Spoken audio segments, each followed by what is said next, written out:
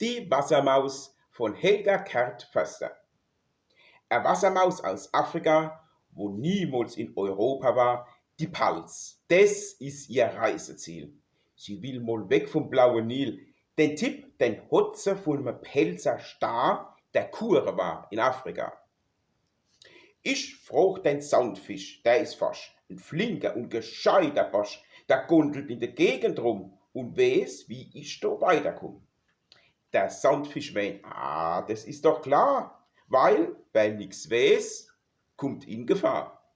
Schwimmst grad in unseren blauen Fluss, im Roten Meer der landen muss. Und weiter geht's ins Mittelmeer.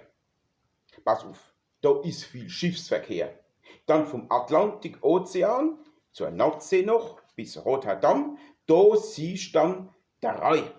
Den paddelst du nun.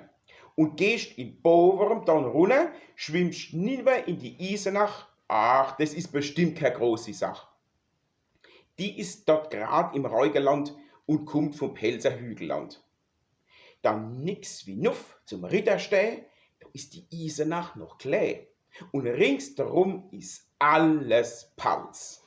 Jetzt bist am Ziel von deiner Walz. Tust mir's später dann erzählen, Neugier kann ich nicht verhehlen.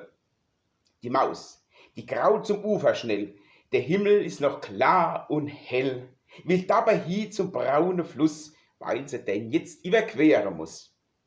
Doch da, wie's oft im Leben geht, des Unheil vor der Tür schon steht, ein Storch, der sieht die Maus beglückt.